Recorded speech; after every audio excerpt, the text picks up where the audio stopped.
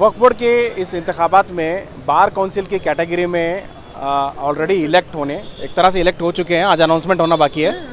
Announcement भी होगा, elect हो चुके हैं। आसिफ अली साहब, एडवोकेट आसिफ अली साहब हैं। सर, कैसा लग रहा है इलेक्शन? ऐसा लग रहा था कि ऐसे ही रुझान आएंगे?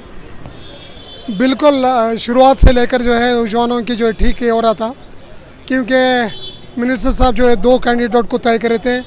एक तो जो है गुलबर्गा और बेलगांव डिवीज़न को, और जो है बेंगलोर और जो है मैसूर के लिए ये कैंडिडेट करे थे। उसमें जो है साहिब क़िबला जो है कंटेस्ट करने की वजह से पूरे जो है कर्नाटक के हर ज़िले से उनको वोट आए हैं। आज के जो है अब जो है जो भी रिज़ल्ट्स आए हैं, इसमें क्लियर मालूम हो रहा है कि फर्स्ट अनवर साहब हैं और सेकंड जो है साहिब क़िबला है। एंड यही जो है ऑलमोस्ट ऑल डिक्लेयर्ड है।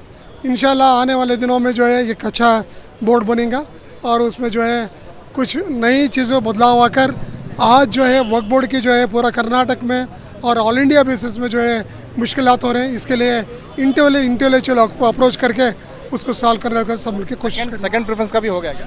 सेकंड प्रेफरेंस का नहीं हुआ। अगर सेकंड प्रेफरेंस का अगर टोटल भी 60 कैलकुलेट करें तो भी जो है सेकंड कैंडिडेट्स को कुछ फ़र्क नहीं हो सकता। एक ही जगह गिरे तो almost all first and second declared हुए सर। बहुत शुक्रिया।